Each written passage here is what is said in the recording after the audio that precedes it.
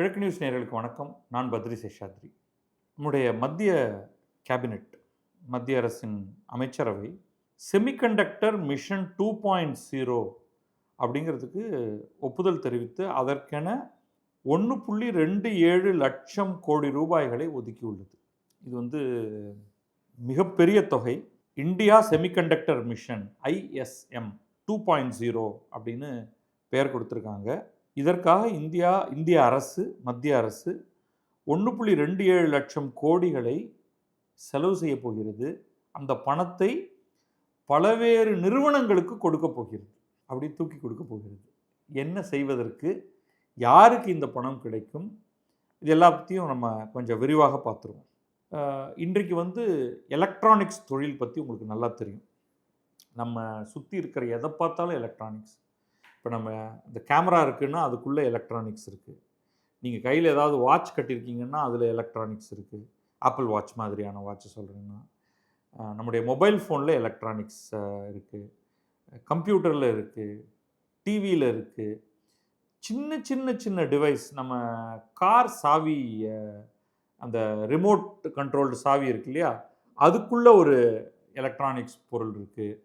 So எலக்ட்ரானிக்ஸுங்கிறது எல்லா இடத்திலும் நீக்கமர நிறைந்திருக்கிறது. நம்ம சாதாரணமாக டிவி ரிமோட் வச்சுருக்கோம் இல்லையா, அதில் ஒரு பிரிண்டட் சர்க்கியூட் போர்டு இருக்குது, எலக்ட்ரானிக் சர்க்கியூட்ரி இருக்குது.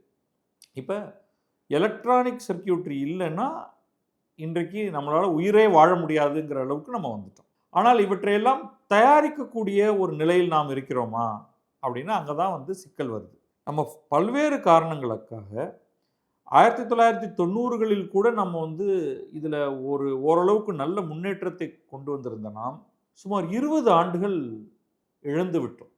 அது 2000லிருந்து 2020 ஆண்டு, அந்த 20 ஆண்டுகளில் நம்ம என்ன செய்யணுமோ அதை செய்யலை. சீனா அதை மிக சிறப்பாக செய்தது. உலகில் சில நாடுகள் ஏற்கனவே இதில் முன்னணியில் இருக்காங்க. இப்போ தாய்வான் எடுத்துக்கலாம், கொரியாவை எடுத்துக்கலாம். அமெரிக்கா எப்போவுமே இந்த தொழில்துறையில் முன்னதாக இருந்தது. ஜப்பானே கொஞ்சம் பின்தங்கி போயிடுச்சு இந்த காலகட்டத்தில். இன்றைக்கி நீங்கள் பேசக்கூடிய ஆர்டிஃபிஷியல் இன்டெலிஜென்ஸ் சார்ந்த அனைத்துமே இந்த செமிகண்டக்டர் அல்லது இந்த எலக்ட்ரானிக்ஸ் துறையுடைய அடிப்படை கொண்டு தான் அது உருவாகி இருக்கிறது. இப்போ இவ்வளவு பின்தங்கிய நிலைக்கு நம்ம வந்ததுக்கு பிறகு கொஞ்சம் விழித்து கொண்டு 2021 இந்தியா ஒரு முடிவு பண்ணுது. இதை இப்படியே விட்டால் இது தாங்காது, நம்ம ரொம்ப ஓரங்கட்டப்பட்டு விடுவோம் அப்படின்ட்டு 5 ஆண்டுகளுக்காக ஒரு திட்டம் ஒன்றை கொண்டு வந்தது. நான் அதெல்லாம் அப்படியே சொல்லிட்டு வந்துடுறேன். அதுதான் நம்ம ISM, அதாவது இந்தியா செமிகண்டக்டர் மிஷன். இப்போ 2.0 வந்ததுனால அதை நம்ம 1.0 அப்படிம்போம். அந்த ஸ்கீமில் அவங்க என்ன பண்ணாங்கன்னா, இந்தியாவில் செமிகண்டக்டர் சார்ந்த எந்த தொழிலும் நடப்பதில்லை, அதை செய்வதற்கு நாங்கள் ஒரு ஊக்கத்தொகையை கொடுக்கிறோம் அப்படின்னாங்க. ஊக்கத்தொகை எந்த விதத்தில் கொடுத்தாங்க அப்படின்னா, uniform capex subsidy of 50% for fab and assembly plant. நிறைய டெக்னாலஜி வார்த்தைகள் வருது, அதை விளக்கிடுறேன். ஃபேப் அப்படிங்கிறது ஃபேப்ரிகேஷன் அப்படிங்கிறதோடைய சுருக்கம். ஃபேப்ரிகேஷனுங்கிறது மெக்கானிக்கல் ஷீட் மெட்டல் ஃபேப்ரிகேஷன் அப்படின்லாம் இருக்குது. ஆனால் இங்கே ஃபேப் அப்படின்னாலே அது electronic fabrication, silicon semiconductor fabrication. பெரும்பாலும் சிலிக்கான், பட் சிலிக்கான் இல்லாத சில ஃபேப்ரிகேஷனும் இருக்குது. உதாரணத்துக்கு கேலியம் ஆர்சனைடு ஃபேப்ரிகேஷன் இருக்குது. அதெல்லாமல் நம்ம என்ன அப்படின்லாம் பார்ப்போம். ஸோ பெரும்பாலும் சிலிக்கான் அப்படிங்கிறது ஒரு காமனாக அது ஒரு தனிமம். எப்படி ஆக்சிஜன், ஹைட்ரஜன், நைட்ரஜன் போன்ற வாயுக்கள், அதே மாதிரி பலவேறு உலோகங்கள் நமக்கு தெரியும். இரும்பு, நிக்கல், கோபால்ட், செப்பு, பிளாட்டினம், தங்கம், வெள்ளி, இந்த மாதிரியானது. அதே மாதிரி பாதரசம், மெர்க்குரின்னு ஒன்று இருக்குது. இவை எல்லாமே தனிமங்கள். சிலிக்கான் அப்படிங்கிறதும் ஒரு தனிமம். அது எங்கே கிடைக்கும்னா எங்கே பார்த்தாலும் கிடைக்கும். தரையில் இறங்கி காலை வச்சா அவங்க மண்ணு தான் சிலிக்கான். மண் எல்லாமே சிலிக்கானுடைய பலவேறு ஆக்சைட்ஸ் கலந்த, இன்னைக்கு சர்வசாதாரணமாக அப்படியே ஒரு பிடி மண் அள்ளி கொட்டினீங்கன்னா அதுக்குள்ளே சிலிக்கான் இருக்குது. அவ்வளவு ஈஸியாக அப்போ எல்லாரிடமும் சிலிக்கான் இருக்கிறது ஏன்னா பிரச்சனை அது இல்லை. இந்த மண்ணு போன்ற இடத்திலிருந்து சிலிக்கான் அப்படிங்கிற அந்த தனிமத்தை பிரித்தெடுத்து அதை சிங்கிள் கிறிஸ்டல்னு சொல்லுவோம். இப்போ நீங்கள் பார்க்குறது வந்து பாலிகிறிஸ்டல் சிலிக்கான் ஆக்சைட்ஸ்.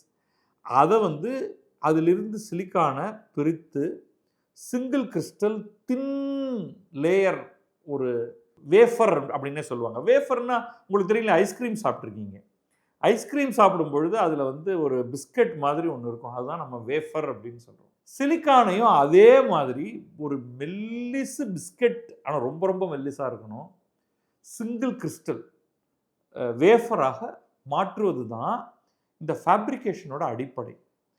அதற்கு பிறகு அந்த அந்த மாதிரி வேஃபரை தயாரிக்கிறதுக்கு உங்களுக்கு ஒரு ஃபேக்ட்ரி வேணும். வேஃபரை வந்து பலவேறு திக்னஸ், நமக்கு வந்து சின்ன ரொம்ப திக்னஸ் குறைவானதாக இன்றைக்கு தயாரிக்க வேண்டி இருக்கிறது.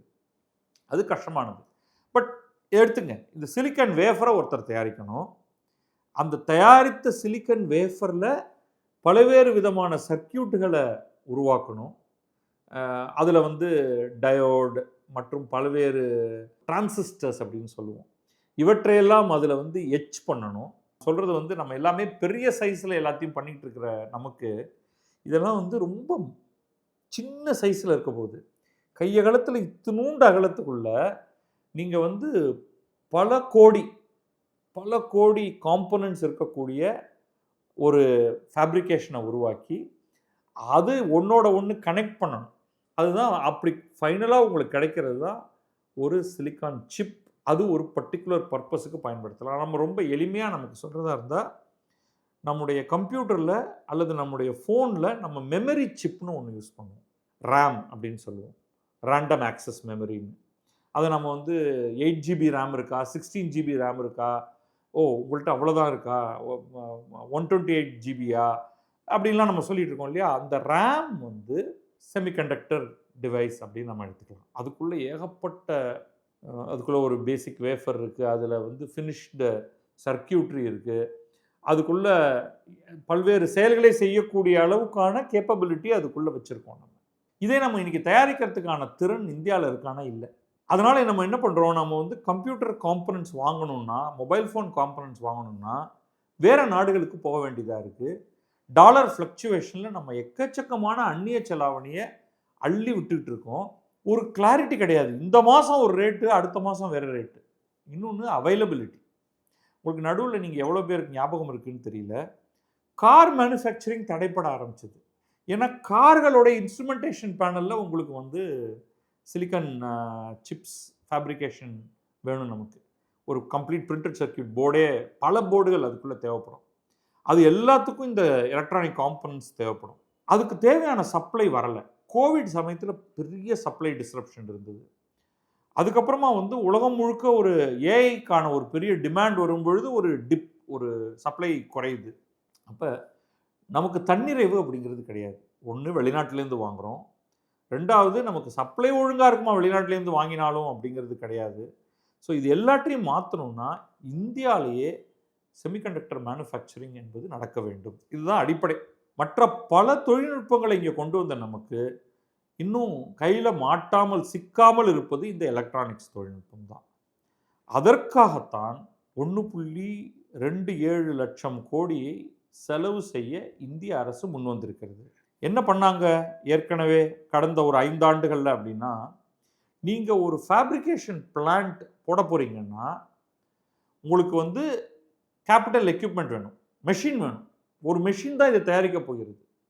அந்த மெஷினுக்கு ஆகும் செலவில் 50% அரசு எடுத்துக்கொண்டது. நீங்கள் 50% நீங்கள் 100% போட்டு மெஷினை வாங்கிடுங்க, 50% உங்களுக்கு நாங்கள் ரிபேட் கொடுத்துட்றோம், உங்களுக்கு நாங்கள் ரீஇம்பர்ஸ்மெண்ட் பண்ணிடுறோம். பொருள் உங்களுடையது, ஆனால் பாதி செலவை நான் செய்கிறேன். என்ன ஒரே கண்டிஷன், நீங்கள் வந்து உற்பத்தி பண்ணி அதை இந்தியாவிலிருந்து இந்தியாவுக்குள்ளாகவோ இந்தியாவுக்கு வெளியிலையோ நீங்கள் அதை விற்றுக்கலாம் அப்படிங்கிறது தான் வந்து அவங்க பண்ணாங்க. இப்போ என்ன பண்ணியிருக்காங்க அப்படின்னா, இந்த 2.0ல் அந்த 50% சகட்டு மேனிக்கு கொடுத்ததை நிறுத்தி 40%, 35%, 25% அப்படின்னு அதை பிரிக்கிறாங்க. நீங்கள் என்ன ஆப்ரேஷன் பண்ணுறீங்க அப்படிங்கிறத பொறுத்து. நீங்கள் சிலிக்கன் ஃபேப்ரிகேஷன் பண்ணுறீங்கன்னா 40% சப்சிடி. அதர் ஃபேப் நான் சொன்னேன் இல்லையா, அந்த கேலியம் ஆர்சனைடு மாதிரியான ஃபேப், நீங்கள் இந்த சிலிக்கன் சிப்ஸ் பண்ணாமல் டிவி ஸ்க்ரீன் பண்ணலாம், கம்ப்யூட்டர் ஸ்க்ரீன் பண்ணலாம். அந்த மாதிரியான ஃபேப்ரிகேஷன் அதுலேயும் சிலிக்கன் இருக்குது, பட் அது வேறு மாதிரி. அது நம்ம எல்இடி ஸ்க்ரீன்ஸ்லாம் சொல்கிறோம் இல்லையா, அந்த மாதிரியான ஃபேப்ரிகேஷன் பண்ணிங்கன்னா, அல்லது கேலியம் ஆர்சனைட் ஃபேப்ரிகேஷன் பண்ணுறீங்கன்னா, எல்இடி லைட்டிங் ஃபேப்ரிகேஷன் பண்ணுறீங்கன்னா, வேறு ஃபேப்ரிகேஷன் சிலிக்கன் சிப் இல்லாத பிற ஃபேப்ரிகேஷனாக இருந்தால் 35% சப்சிடி. அதுக்கப்புறம் இதெல்லாம் பேக்கேஜ் பண்ணுறது. பேக்கேஜ் பண்ணுறதுனா என்னென்னா வந்து இந்த ஃபேப்ரிகேட்டட் வேஃபரை எடுத்துக்கிட்டு அதில் சர்க்கியூட்டை உருவாக்கி அதை மேலே கவர் பண்ணி அதை அப்படியே நீங்கள் கடையில் விற்கக்கூடிய மாதிரியாக அதை பேக்கேஜ் பண்ணி தரதுன்னு சொல்கிறது. அதுக்கப்புறம் இதுக்கு சாஃப்ட்வேர்லாம் உருவாக்கணும். இந்த மாதிரி வந்து மல்டிபிள் ஆக்டிவிட்டீஸ் இருக்குது. இந்த பேக்கேஜிங் பண்ணுறீங்கன்னா அதில் வந்து அட்வான்ஸ்டு பேக்கேஜிங்னா 35%, கன்வென்ஷனல் பேக்கேஜிங்னா 25% அப்படின்னு பலவேறு சப்சிடிஸ் தராங்க முதல்ல. அதை தவிர நீங்கள் ஆர்என்டி பண்ணுறீங்க அப்படின்னா அதுக்கும் சப்சிடி தராங்க. டேலண்ட் டெவலப்மெண்ட், நாங்கள் வந்து செமிகண்டக்டர் மேனுஃபேக்சரிங்க்கு வேலையாட்களுக்கு நாங்கள் ட்ரைனிங் பயிற்சி கொடுக்குறோம்னா அதுக்கு சப்சிடி. இதில் வந்து ஆர்என்டி பண்ணுற ஆராய்ச்சியாளர்களை தயாரிக்கிறோம்னா அதுக்கு சப்சிடி. ஸோ ஓவரால் மெஷின் வாங்கிறதுலேருந்து ஆரம்பித்து உற்பத்தி பண்ணுறதுலேருந்து அதுக்கான ஆட்களை தயார் செய்வதிலிருந்து அனைத்துக்கும் ஆராய்ச்சிக்கும் சேர்த்து சப்சிடி கொடுக்கறதுக்கு தான் இந்த 1.27 லட்சம் கோடி ரூபாய்களை இந்தியா ஒதுக்கியிருக்கு. அதோடைய அடிப்படை நான் சொன்ன மாதிரி இந்த ஐஎஸ்எம் இந்தியா செமிகண்டக்டர் மிஷன் 1.0ல ஒரு பெரிய சிப் சிஸ்டம் வந்து ஒரு இக்கோ சிஸ்டம் ஒன்று உருவாகிடுச்சு. அது என்னென்ன அப்படிங்கிறதுக்குள்ளே நான் போகிறேன்னா, ஸோ இப்போ இந்தியா என்ன சொல்லுதுன்னா வந்து இவ்வளவு பணத்தையும் நான் செலவு பண்ணுறது எதுக்காக அப்படின்னா, உலகிலேயே 2035 வரும்பொழுது உலகிலேயே டாப் செமிகண்டக்டர் நாடுகளில் ஒன்றாக இந்தியா இருக்க வேண்டும். அதுதான் இலக்கு. நம்ம பணம் செலவு பண்ணுறோன்னா அது என்ன இலக்கு? One of the top semiconductor nation. இன்னைக்கு செமிகண்டக்டர் நேஷனில் டாப் அப்படின்னா இந்தியாவுடைய பேரை ஒருத்தருமே உச்சரிக்க மாட்டாங்க. நான் சொன்ன இந்த நாடுகள் தான் திரும்ப திரும்ப வந்துட்டு இருக்கும். தைவான் இருக்கும், அதில் கொரியா இருக்கும், தென்கொரியா, ஜப்பான் இருக்கும், யூஎஸ் எப்போவுமே இருக்கும், நெதர்லாண்ட்ஸ் வரும், சைனா இருக்கும். இப்போ இந்த நாடுகளுக்கு மத்தியில் இந்தியாவும் அதில் சேரணும். இப்போ இந்த ஐஎஸ்எம் 1.0ல என்ன நடந்தது அப்படிங்கிறத இந்த இந்தியன் எக்ஸ்பிரஸ் ஆர்டிக்கல் நல்லா விரிவாகவே கொடுத்துருக்கு. 2021 ஆரம்பித்த இந்த ஐஎஸ்எம் 1.0 ஸ்கீமில் மொத்தமாக 1.64 லட்சம் கோடி இன்வெஸ்ட்மெண்ட் செய்கிறோம் அப்படின்னு பலவேறு நிறுவனங்கள் முன் வந்திருக்காங்க. எந்தெந்த நிறுவனங்கள் அவங்க என்ன பண்ணுறாங்க அப்படின்னு கூட ஒரு லிஸ்ட் இருக்குது. அந்த லிஸ்ட்டை வந்து நான் ஒரு குவிக்காக அதையும் படிச்சிடுறேன். ஏன்னா இந்த சமயத்தில் இட் வில் மேக் சென்ஸ்.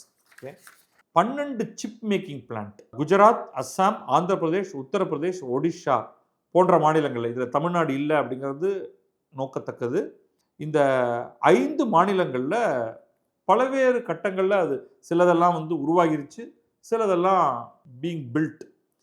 இதில் வந்து Tata electronic semiconductor foundry Gujarat, commercial grade chip fabrication தைவானுடைய ஒரு நிறுவனத்தோட இணைந்து இது வந்துட்டு இருக்கு. இந்த நிறுவனத்தை உருவாக்குவதற்கு, இந்த அமைப்பை, இந்த ஃபேக்டரியை உருவாக்குறதுக்கான மொத்த இன்வெஸ்ட்மெண்ட் 91,000 crores, 91,000 கோடி, கிட்டத்தட்ட 1 லட்சம் கோடி ரூபாய். இது வந்து முழுமையாக கட்டி முடிக்கப்பட்டு விட்டால் 28 நானோமீட்டர், இதெல்லாம் திக்னஸ் நம்ம சொல்கிறது, 28 நானோமீட்டர்லேருந்து 110 நானோமீட்டர். இது ஒரு நானோமீட்டர் அப்படின்னா உங்களுக்கு வந்து அதை புரிந்து கொள்ள கொஞ்சம் கஷ்டமாக இருக்கும். 1 மில்லிமீட்டர்னா புரியுது இல்லையா? ஸ்கேல் எடுத்துக்கிட்டிங்கன்னா அதில் வந்து 2 குட்டி குட்டி கோடுகளாக இருக்கும். அது வந்து 1 மில்லிமீட்டர். அந்த மில்லிமீட்டர் 1 மில்லிமீட்டரை எடுத்துக்கிட்டு அதை 1000 பிரிங்க. 1000 பிரித்தா கிடைக்கிற ஒரு சிறு துளி தான் 1 நானோமீட்டர். 1 மில்லிமீட்டரை எடுத்து 1000 பிரித்து அதில் கிடைக்கக்கூடிய ஒரு துளி தான், ஒற்றை அகலம்தான் 1 நானோமீட்டர். 28 நானோமீட்டரிலிருந்து 110 நானோமீட்டர் திக்னஸ் இருக்கக்கூடிய வேஃபர் தயாரிக்கக்கூடிய ஃபேக்ட்ரி தான் இது. அப்போ அது எவ்வளவு தின்னா அந்த வேஃபர் இருக்கும் அப்படின்னு பாருங்கள். தொட்டால் உடைந்து விடும், உங்கள் கையே அதில் படக்கூடாது. க்ளீனாக அது தயாராகி மெஷின்லேருந்து மெஷின் அப்படியே தான் போகும். அடுத்து குஜராத்தில் மைக்ரான் டெக்னாலஜின்னு 2வது நிறுவனம். இதுதான் வந்து முதல் முறையாக அந்த ஐஎஸ்எம் 1.0ல அப்ரூவ் பண்ணப்பட்டது 2023. இவங்க வந்து அமெரிக்காவை சேர்ந்த நிறுவனம் இது மைக்ரான். அவங்க இந்த ஃபேக்ட்ரியை வந்து மெமரி சிப், இப்போ நான் சொன்னேன் இல்லையா, ரேம், அந்த மாதிரியான மெமரி சிப்பை தயாரிக்கிறதுக்காகவே அவங்க அதை உருவாக்கியிருக்காங்க. இந்த பிளான்ட் வந்து கமர்ஷியல் ப்ரொடக்ஷன் ஆரம்பிச்சிருச்சு ஏற்கனவே. ஸோ மோஸ்ட் லைக்லி இந்த பிளான்ட் தான். இப்போ மற்றது நம்ம முதல்ல சொன்ன டாடா எலக்ட்ரானிக்ஸோடது இன்னும் அமைக்கப்பட்டு வந்து கொண்டிருக்கிறது. அடுத்து அஸ்ஸாமில் டாடா எலக்ட்ரானிக்ஸோட அசம்பிளி யூனிட்.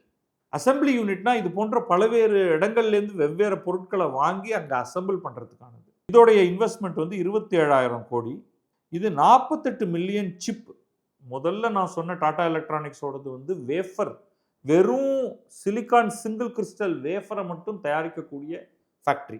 இந்த டாடா எலக்ட்ரானிக்ஸ் அசம்பிளி யூனிட் வந்து அதில் பல்வேறு சேஞ்சஸ் எல்லாத்தையும் பண்ணி சிப், அதாவது ஒரு இடத்துல அதை நேரடியாக அதை கொண்டு போய் சொருகி ஒரு பிரிண்டட் சர்க்யூட் போர்டில் அதை சொருகி அதை பயன்படுத்தலாம். இந்தந்த துறைக்கு இது ரேண்டமாக எல்லா இடத்துலையும் பயன்படுத்த முடியாது.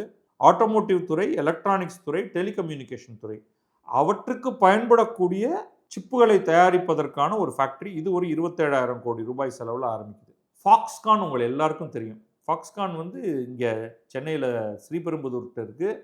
அப்புறம் நம்ம பக்கத்துலேயே இருக்கக்கூடிய ஆந்திரா மாநிலத்தோடைய ஸ்ரீ சிட்டியில் இருக்குது. இவங்க மொபைல் ஃபோன் அசம்பிளி பண்ணுறாங்க. முக்கியமாக ஸ்ரீபெரும்புதூர்லலாம் ஆப்பிள் ஃபோன் வந்து அசம்பிள் பண்ணக்கூடிய ஃபேக்ட்ரி இருக்குது. நோட்டீஸ் தட் இவங்க வந்து இங்கே பண்ணுறது, நான் சொல்கிறேன், இங்கே பண்ணுறது வந்து அவங்க பண்ணுறது வெறும் அசம்பிளி தான். பல்வேறு எலக்ட்ரானிக்ஸ் பொருட்களை கொண்டு வந்து அதை அசம்பிள் பண்ணி இன்றைக்கு நாம் பயன்படுத்தக்கூடிய சில ஐஃபோன் வெரைட்டிஸ் இங்கே பண்ணது தான். இங்கே வந்து இங்கே நம்ம பயன்படுத்துறது மட்டும் இல்லை, உலகம் முழுக்க அதை எக்ஸ்போர்ட் பண்ணுது. ஆப்பிள் நிறுவனம் எக்ஸ்போர்ட் பண்ணுது. இவங்க வந்து கான்ட்ராக்ட் மேனுஃபேக்சரர். ஃபாக்ஸ்கான் அதை தயாரித்து ஆப்பிள் கொடுத்துருவாங்க. ஆப்பிள் அதை வெவ்வேறு நாடுகளுக்கு அனுப்பி விற்கும்.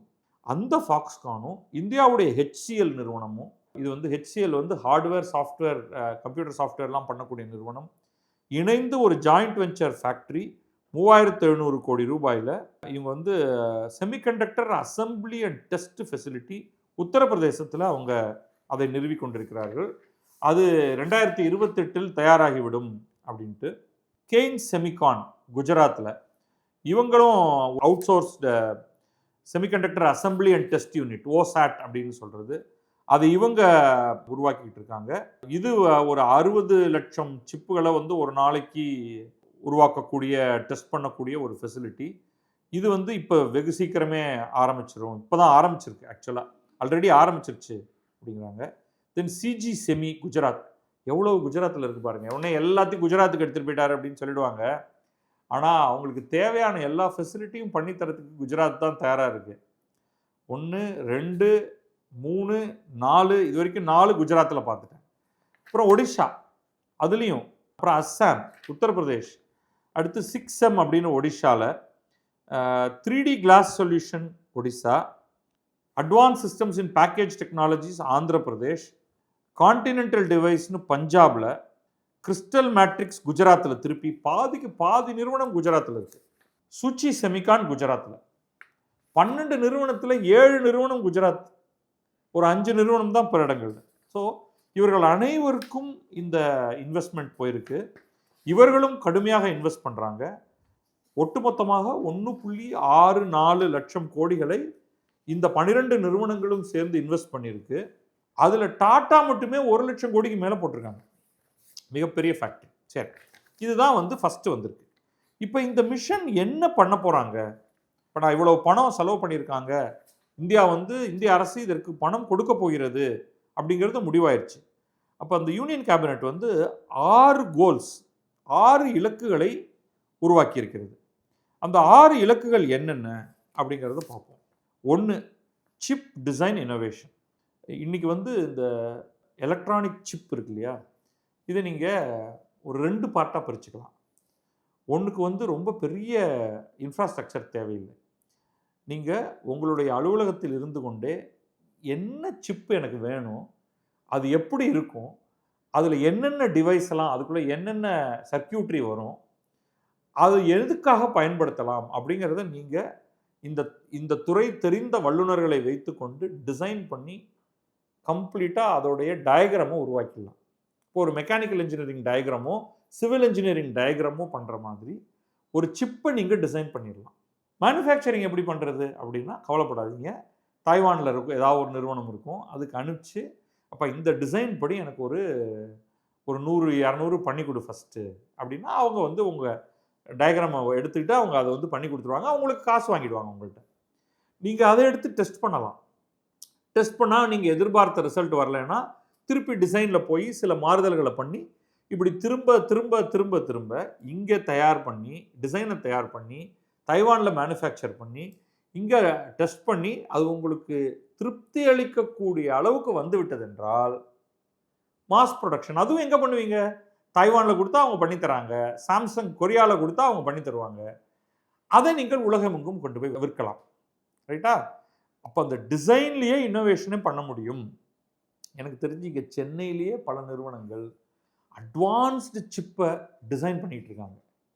அப்போ இன்டெலெக்சுவல் ப்ராப்பர்ட்டி அவங்களோடது, மேனுஃபேக்சரிங்க்கு யார்கிட்டையாவது கொடுத்து மேனுஃபேக்சர் பண்ணிக்கலாம். ஸோ இதில் தான் வந்து நிறைய அட்வான்சஸ் இருக்குது. நான் அந்த டீட்டெயிலுக்குள்ளே நான் போக போகிறதில்ல. ஓகே, இதற்கு ஏற்ப பல நிறுவனங்களை உருவாக்குதல், இது நம்பர் 1. அடுத்தது மெஷின்ஸ் அண்ட் மெட்டீரியல்ஸ், 2வது இலக்கு. இது என்னன்னா செமிகண்டக்டரை தயாரிக்கணும். இப்போ ஏன் நம்ம தைவானுக்கு போகிறோம்? ஏன்னா அதை தயாரிக்கக்கூடிய நிறுவனங்கள் இங்கே இல்லை அப்படிங்கிறதுனால நம்ம தைவானுக்கோ கொரியாவுக்கோ போகிறோம் அல்லது சைனாவுக்கோ போகிறோம். அப்போ நமக்கு வந்து இதை தயாரிக்கக்கூடிய மெஷின்ஸ் வேண்டும். சரி, மெஷின் இருக்குப்பா, அதுக்குள்ளே என்ன ரா மெட்டீரியல்? சிலிக்கன். ரொம்ப தரமான சிலிக்கன் அதுக்குள்ளே போகணும். அதுக்கு சில கேஸஸ் வேணும். நான் சொன்ன பலவேறு, இப்போ கேலியம், ஆர்சனிக், இது மாதிரி நிறைய விஷயங்கள் நமக்கு தேவை. ஸோ அதுக்கான சப்ளை செயின் தேவைன்னா இருக்குது எல்லா இடத்துலையும். பட் சப்ளை செயின் லாஜிஸ்டிக்ஸ் அப்படின்னு சொல்லுவோம். இப்போ வேணும்னா நான் யார்கிட்ட போய் கேட்குறது? அதை வாங்கி விற்கக்கூடிய நிறுவனங்கள் சில இருக்கணும். ஸோ இவற்றை உருவாக்குதல், இதுக்கு நிறைய ஸ்பெஷாலிட்டி கெமிக்கல்ஸ் வேணும். அது எல்லாத்துக்கும் சப்சிடி கொடுத்து இந்த robust and resilient logistic supply சிஸ்டத்தை உருவாக்குதல். மெஷின்ஸை வெளிநாடுகள்லேருந்து தான் இன்றைக்கி வாங்கியாகணும். ஸோ வெளிநாடுகளிலிருந்து நிறைய மெஷின்களை வாங்குறதுன்னா அரசு வாங்கி வச்சுக்க முடியாது. ரேஷன் கடைக்கு பொருள் வாங்கி வச்சுக்கிற மாதிரி வச்சுக்க முடியாது. ஏதோ ஒரு நிறுவனம் வந்து நான் இதில் முதலீடு செய்கிறேன்னு வந்து அந்த நிறுவனம் முதலீடு செய்வதற்கு வந்தால் அரசு அவர்களுக்கு சப்சிடி கொடுக்கும். ஒரு 35%, 40% ஏதோ சப்சிடி கொடுக்கும். அது என்ன ஃபேப்ரிகேஷன் அப்படிங்கிறத பொறுத்து. இது 2வது, இந்த சப்ளை செயினை விரிவாக்குவது. 3வது, செட்டிங் அப் மோர் ஃபேப்ரிகேஷன் யூனிட். நம்ம பார்த்தோம், இப்போ நம்ம ஒரு 12 நிறுவனங்களை பார்த்தோம். அதில் ஃபேப்ரிகேஷன் சிலது பேக்கேஜிங், சிலது டெஸ்டிங். ஸோ இதில் வந்து ஃபேப்ரிகேஷன் இன்னும் நிறையா வேணும். ஏன்னா நமக்கு நிறைய அந்த சிலிக்கான் வேஃபர்ஸை தயாரிக்கக்கூடிய ஃபேப்ரிகேஷன் நிறுவனங்களும் அந்த ஃபைனல் டிவைசஸை அது மெமரி சிப்போ இல்லை ஆட்டோமோட்டிவ்க்கு தேவையான சிப்போ, டெலிகம்யூனிகேஷனுக்கு தேவையான சிப்போ, அதை தயாரிக்க வேண்டிய நிறுவனங்கள் எல்லாம் நமக்கு வேணும். அது இன்னும் நிறைய உருவாக்கணும். அடுத்தது assembly, testing, marking and packaging, ATMP, OSAT நம்ம இப்போ பார்த்தோம். Outsource semiconductor assembly and testing facilities. இது 3வது கட்டத்துக்கு வருது. இந்த மாதிரியான நிறுவனங்கள் வேணும். இந்த 4 ஸ்டேஜ் நீங்கள் வந்துருச்சுன்னா, ஒரு பக்கம் R&D நடக்குது, சிப்பு டிசைன் பண்ணுறாங்க. இன்னொரு பக்கம் மெஷின்ஸ் வந்துருச்சு, சப்ளை செயின் வந்துருச்சு, ஃபேப் நடக்குது. அடுத்தது அதை டெஸ்டிங் நடக்குது, பேக்கேஜிங் நடக்குது. இப்போ நமக்கு வந்து சிப்ஸை வந்து வேண்டிய அளவுக்கு கொடுக்கலாம். இப்போ உதாரணத்துக்கு நமக்கு ரொம்ப தேவை, எக்கச்சக்கமாக நாம் வெளிநாட்டிலிருந்து வாங்குவது மெமரி சிப். இப்போ இந்த நிறுவனங்கள்லாம் இங்கே இந்தியாவில் செட் ஆயிடுச்சுன்னா உங்களுக்கு தேவையான மெமரி சிப் எல்லாம் நம்முடைய உள்நாட்டிலிருந்தே வர ஆரம்பித்து விடும். அப்போ உங்களுக்கு வந்து ருப்பீஸ்லேயே ப்ரைஸ் பண்ணி ருப்பீஸ்லேயே நீங்கள் காசுக்கு வாங்கிக்கலாம். அது டாலர் திடீர்னு விலை ஏறிடுச்சு அப்படின்னு சொல்ல வேண்டியதில்லை. இப்போ உங்களுக்கு எவ்வளோ பேருக்கு தெரியும்னு தெரியல, மிக சமீபத்தில் ஆப்பிளுடைய ஐஃபோனும் அவங்களுடைய லேப்டாப் எல்லாத்துக்கும் விலை அதிகமாச்சு. எவ்வளோ ரூபா ஏற்றினாங்க தெரியுமா? 15,000லேருந்து 30,000 ரூபாய் ஒரேடியாக ஏற்றினாங்க. எல்லா ஃபோனுக்கும் 15,000 ருபீஸ் குபுக்குன்னு மேலே ஏறிடுச்சு. எதனாலன்னா அதில் வரக்கூடிய அந்த எலக்ட்ரானிக் சிப்புடைய விலை கடுமையாக மேலே ஏறிவிட்டது அப்படிங்கிற ஒரே காரணம் தான். சப்ளை குறைவு, விலை ஏற்றிட்டாங்க. இவங்க அப்படியே அந்த விலையை நம்ம தலையில் பாஸ் ஆன் பண்ணிட்டாங்க.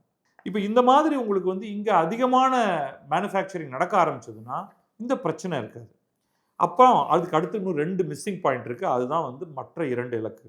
ஒன்று ஆர்என்டினா ஒரு ஓப்பன் ஸ்பேஸில் இதுதான் வேணும்னு இல்லாமல், இப்போ உதாரணமாக நான் சொல்கிறதா இருந்தால் இந்த ஆர்டிஃபிஷியல் இன்டெலிஜென்ஸில் பயன்படுத்தக்கூடிய ஜிபியூஸ்னு சொல்கிறோம் இல்லையா, NVIDIA சிப் அதில் பயன்படுது. NVIDIA வந்து இது வந்து ஆர்டிஃபிஷியல் இன்டெலிஜென்ஸை மனசில் வச்சுக்கிட்டே ஆரம்பிக்கல. அவங்க வந்து கேமிங் கம்ப்யூட்டர்ஸ்க்காக ஆரம்பித்தாங்க. கேமிங்கில் வந்து இப்போ சாதாரண கம்ப்யூட்டரோட கேமிங் கம்ப்யூட்டர் ரொம்ப ஃபாஸ்ட்டாக இருக்கணும். ஏன்னா அதில் அந்த அளவுக்கு அனிமேஷன் இருக்கும். டிஷ் டிஷ் டிஷ்னு நீங்கள் ஏதாவது ஒன்று பட்டனை பிடிச்சி அமுத்தும் போது அவன் ஒருத்தன் உதைக்கணும், குத்தணும், துப்பாக்கியால் சுடணும்.